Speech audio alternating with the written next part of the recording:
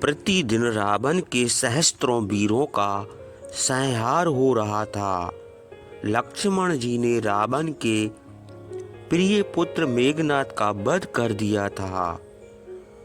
उसके अनेकानेक वीर योद्धा मौत की नींद सो चुके थे। यहाँ तक कि रावण का भाई कुंभकर्ण भी प्रभु श्री राम के हाथों मारा जा चुका था। रावण का धैर्य छूटता जा रहा था।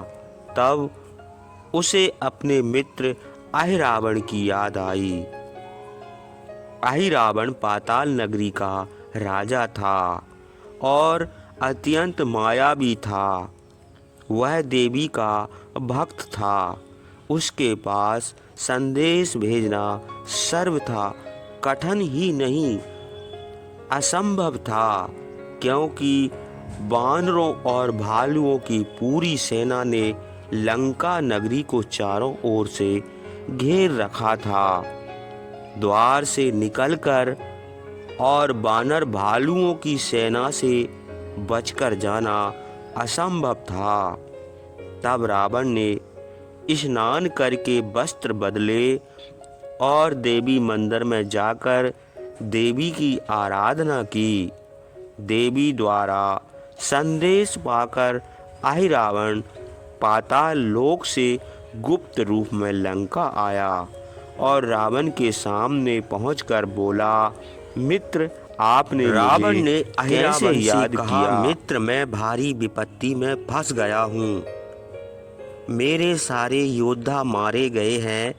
अब तुम ही मुझे इस विपत्ति से बचा सकते हो। अहिरावण ने रावण को चिंतित देखकर पूछा, मित्र क्या हुआ? यह वानर और भालू सेना कैसी है और लंका को किस लिए घेरे हुए है? तुम मुझसे कैसी सहायता चाहते हो?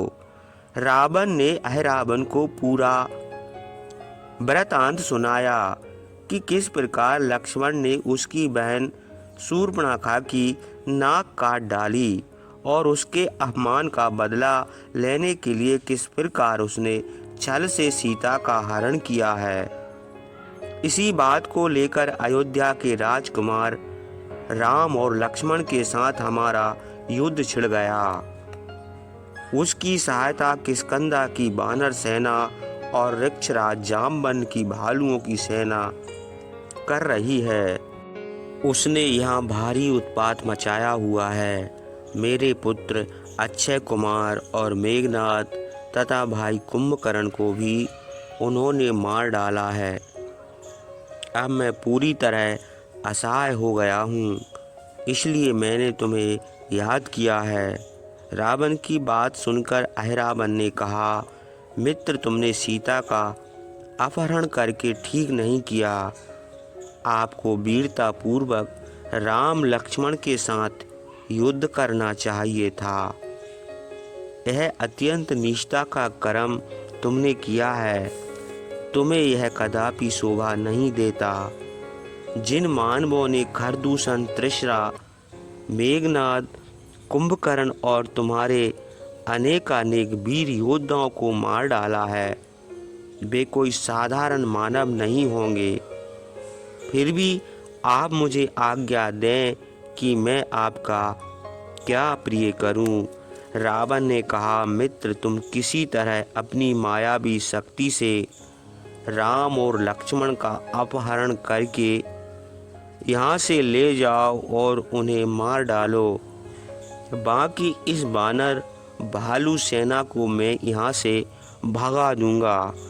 अब तो इसी प्रकार मेरी रक्षा हो सकती है। अहिरावण ने रावण को आश्वस्त करते हुए कहा, आप जैसा कहते हैं मैं वैसा ही करूँगा, जिससे आपको संतोष हो और आपकी चिंता दूर हो। अभी रात्रि का समय है। जैसे ही आकाश में उजाला भर जाए वैसे ही आप समझ लेना कि आपका काम हो गया है।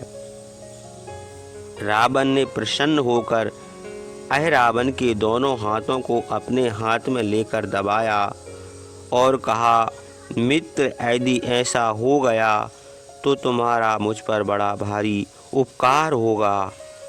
रावण रात में ही रावण से विदा लेकर वहाँ आया जहाँ हनुमान जी राम, लक्ष्मण, विभीषण, सुग्रीव, अंगद, जामवंत, नल, नील तथा शेष सारी सेना को अपनी पूंछ के घेरे में लेकर पहरे पर खड़े हुए थे। वे जाग रहे थे। सभी लोग रात में सोकर दिन भर की थकान उतार रहे थे। हनुमान जी को देखकर रावण ने विभीषण का रूप धारण किया और हनुमान जी के सामने जा पहुंचा। हनुमान जी ने विभीषण को देखा तो आश्चर्य से पूछा, विभीषण जी, इतनी रात गए आप कहाँ से आ रहे हो?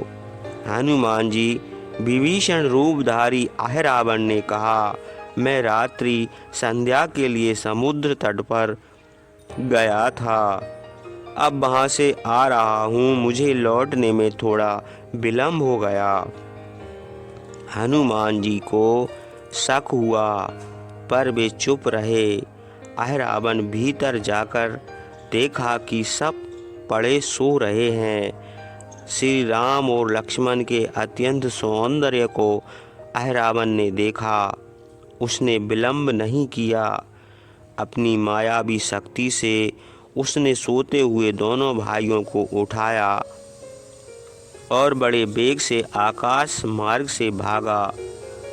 कुछ देर बाद आकाश में प्रकाश छा गया। उसे देखकर रावण समझ गया कि रावण अपने कार्य में सफल हो गया।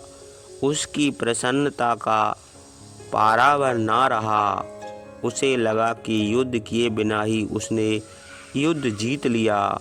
उसने सोचा कि जब राम लक्ष्मण ही नहीं रहेंगे तब हनुमान ही क्या कर लेंगे, वह उसे चुटकियों में मसल डालेगा। यही सोच सोच कर वह हर्षित हो रहा था। आकाश में प्रकाश होते ही सुग्रीव की आंखें खुल गईं। उसने उठकर देखा तो प्रभु श्री राम और लक्ष्मण को वहां ना देखकर वह सोच में पड़ गया कि वे अचानक कहाँ चले गए। उसने सभी को एक एक करके जगाया और पूछा कि भगवान कहाँ चले गए हैं, तो कोई भी ठीक से उत्तर नहीं दे सका। फिर तो वानर सेना में कोलाहल मच गया कि प्रभु राम और लक्ष्मण अचानक कहाँ चले गए।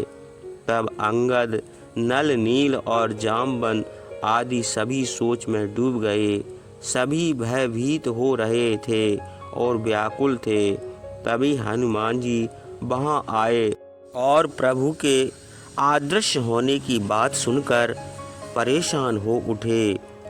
उन्होंने सभी को शांत करते हुए कहा कि वे चिंता ना करें। आकाश पाताल जहाँ कहीं भी वे होंगे उन्हें ढूंढ लिया जाएगा। पहले आप लोग यह बताएं कि रात्रि में यहाँ कोई अपरिचित व्यक्ति आया था। सभी ने नकारात्मक रूप से सिर हिला दिया।